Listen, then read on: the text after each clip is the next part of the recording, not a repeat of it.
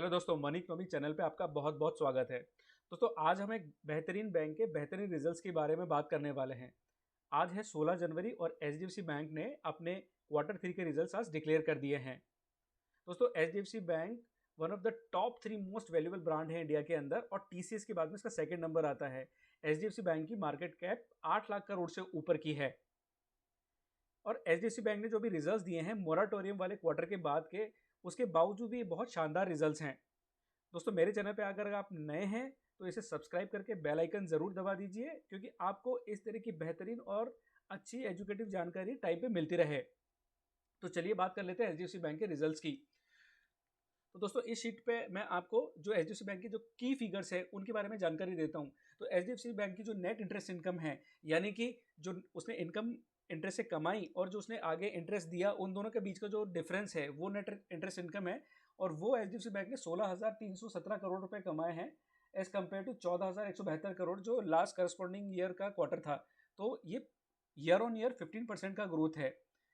Operating profit में अगर आप देखेंगे तो ये 15,186 करोड़ रुपए कमाए एचडीएफसी बैंक ने, जो 17% ऊपर है लास्ट ईयर करस्पॉन्डिंग पीरियड के फिगर से।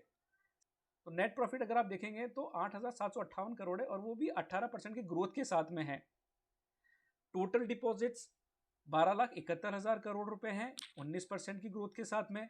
टोटल एडवांसेस 10,42,000 करोड़ के ऊपर हैं और उसमें भी 15% का ग्रोथ है। दोस्तों, मोराटोरियम पीरियड के बाद में और कोविड से अफेक्टेड इंडस्ट्री के अंदर 15% की एडवांसेस की ग्रोथ बहुत बेहतरीन ग्रोथ है। और इस ग्रोथ को हम कंपेयर भी करेंगे एनपीए नंबर से। एचडीएफसी बैंक का जो बैलेंस शीट साइज है वो 16.5 लाख करोड़ हो गया है, 16,54,000 करोड़। वो भी आप देखेंगे तो 18% से भी ऊपर की ग्रोथ के साथ में है। तो अगर आप इसके की फिगर्स और देखेंगे, जो रेशियोज हैं, तो उसमें इसका जो नेट इंटरेस्ट मार्जिन है वो 4.2% है। बहुत बेहतरीन है अक्रॉस द इंडस्ट्री और बेस्ट है प्राइवेट सेक्टर और पब्लिक सेक्टर बैंक के अंदर। कैपिटल एडिक्वेसी देखेंगे तो 18.9% है, ये भी बेंचमार्क से काफ़ी ऊपर है और one of the best in class है। ग्रॉस एनपीए एचडीएफसी बैंक के 0.81 है। एचडीएफसी बैंक का जो कासा रेशो है वो 43% है और एचडीएफसी बैंक की टोटल जो ब्रांचेज हैं अक्रॉस इंडिया वो 5485 हैं। तो दोस्तों, मैंने अपने एक वीडियो में स्पेसिफिकली बताया था कि आप कैसे जानें कि आपका बैंक जो है वो सेफ है, आपका मनी उस बैंक के अंदर सेफ है। तो उसके अंदर जो स्पेसिफिक पैरामीटर थे उनमें से जो मेजर पैरामीटर्स हैं वो आपका कैपिटल एडिक्वेसी रेशो है, आपका ग्रॉस एनपीए है, आपका नेट एनपीए, आपका कासा रेशो है। तो अगर मैं इन पैरामीटर को भी देखूं तो एचडीएफसी बैंक के जो रेशोज हैं वो बहुत रॉबस्ट रेशोज हैं और ये बेहतरीन बैंकों की कैटेगरी में आता है और ये एक इंडिकेशन देता है बेटर और स्टेबल बैंक का। तो थोड़ा सा डिटेल में अगर हम इसके फिनेंशियल्स पढ़ें तो यहाँ पे हम देखेंगे कि एचडीएफसी बैंक ने जो नेट इंटरेस्ट कमाई करी और जो साथ में और जो अदर इनकम थी, अगर उसको टोटल कर दिया जाए तो 23,760 करोड़ की उसने इनकम करी है। तो 16,000 करोड़ इसने इंटरेस्ट इनकम करी है और जो अदर इनकम है वो आपकी करीब 7,000 प्लस करोड़ रुपए है। तो टोटल मिला के 23,760 करोड़ रुपए है। एचडीएफसी बैंक का जो लिक्विडिटी रेशो है वो बहुत हेल्दी है, 146% पे, जो रेगुलर रिक्वायरमेंट से काफ़ी ऊपर है। रेगुलेटरी रिक्वायरमेंट आपका 120% का है। तो इस शीट के अंदर हम की फिगर्स डिस्कशन करेंगे, जो मेन हाईलाइटेड फीचर्स हैं।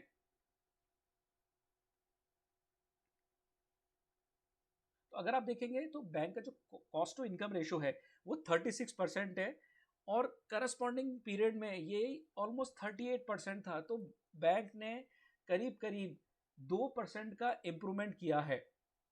तो इतने बड़े बेस के ऊपर 16.5 लाख करोड़ की बैलेंस शीट साइज के ऊपर 2% का इम्प्रूवमेंट बहुत बड़ा इम्प्रूवमेंट है। एचडीएफसी बैंक का जो प्री प्रोविजन ऑपरेटिंग प्रॉफिट है यानी कि पीपीओपी वो 15,186 करोड़ है, वो 17% से बड़ा है। प्रोविजन से पहले का जो भी प्रॉफिट है वो ये प्रॉफिट है। तो एचडीएफसी बैंक ने जो प्रोविजंस किए हैं वो 3,414 करोड़ के किए हैं इस क्वार्टर के अंदर, जिसमें से 691 करोड़ के प्रोविजन स्पेसिफिकली जो कंटीजेंसी है, यानी कि कोविड रिलेटेड अगर कोई कंटीजेंसी हो जाए या अचानक आपका एनपीए वगैरह बढ़ जाए तो वो एक स्पेसिफिक प्रोविजन यहाँ से किए हुए हैं। और बाकी जो 2700 करोड़ के प्रोविजन है वो एक जनरल प्रोविजन है। ये जो प्रोविजन थे करस्पॉन्डिंग पीरियड में लास्ट ईयर 3,000 करोड़ के थे। तो टोटल क्रेडिट कॉस्ट रेशियो जो एचडीएफसी बैंक का है वो 1.25% पे है, लास्ट क्वार्टर से 16 बेसिस पॉइंट यानी कि 0.16% इंप्रूवमेंट के साथ में है। और जो हमने देखा जो प्रॉफिट आफ्टर टैक्स है वो 8,758 करोड़ का है, 18% की ग्रोथ के साथ में। अब थोड़ा और नीचे चल के देख लेते हैं जो क्रूशियल फिगर है कैपिटल एडिक्वेसी। तो कैपिटल एडिक्वेसी में अगर आप देखेंगे, जैसे कि मैंने आपको बताया कि जो एचडीएफसी बैंक की कैपिटल एडिक्वेसी है वो 18.9% पे है, लास्ट ईयर ये 18.5% थी। और जो रिक्वायरमेंट है रेगुलेटरी वो 11.075% है। तो आप देख सकते हैं कि ऑलमोस्ट 8% का, तो ये आप देख सकते हैं कि रिक्वायरमेंट से ऑलमोस्ट 8% हायर है। एचडीएफसी बैंक का जो नेटवर्क है ब्रांचेस का वो 5485 ब्रांचेस हैं, 15,541 एटीएम्स हैं एचडीएफसी बैंक के। और अगर हम नेट एसेट क्वालिटी पे आ जाएं तो एचडीएफसी के जो ग्रॉस एनपीए है वो 0.81% है और जो नेट एनपीए वो 0.09% है। तो ये बहुत ही बेहतरीन फिगर्स हैं across the industry. HDFC bank ने जो टोटल रिस्ट्रक्चरिंग लोन दिए हैं वो उसके टोटल एडवांसेस का 0.5% है, यानी कि ऑलमोस्ट नेग्लिजिबल है। इसका मतलब ये है कि एचडीएफसी बैंक ने जो भी लोन बुक क्रिएट करी है अपने बैलेंस शीट के अंदर वो बहुत बेटर है। और 0.5% का अगर रिस्ट्रक्चरिंग में गया है तो उसकी ओवरऑल लोन बुक पे, ओवरऑल परफॉर्मेंस पे बहुत ज़्यादा फर्क नहीं पड़ने वाला है। तो एचडीएफसी बैंक ये भी बोलता है कि जो ये ग्रॉस एनपीए दिखाया है 0.81 और जो नेट एनपीए दिखाया है 0.09, ये दिखाया है सुप्रीम कोर्ट के ऑर्डर को ध्यान में रखते हुए। तो सुप्रीम कोर्ट ने ऑर्डर दिया था सितंबर 3 को एक लिटिगेशन के अंदर कि जो भी अकाउंट 31 अगस्त 2020 तक एनपीए डिक्लेयर नहीं किए गए थे उनको आगे भी एनपीए डिक्लेयर नहीं किया जाएगा जब तक कि कोई और फर्दर ऑर्डर वो ना दे दे। तो एचडीएफसी बैंक क्या बोलता है कि अगर मैं उन अकाउंट्स को भी मान लूं कि वो भी सारे के सारे अकाउंट एनपीए हो जाएंगे जो अभी हमने होल्ड किए हुए हैं माननीय सुप्रीम कोर्ट के ऑर्डर के तहत, तो वो ग्रॉस एनपीए 0.81 से बढ़ के 1.38% हो जाएगा। और जो नेट एनपीए था वो 0.09 से बढ़ के 0.40 हो जाएगा।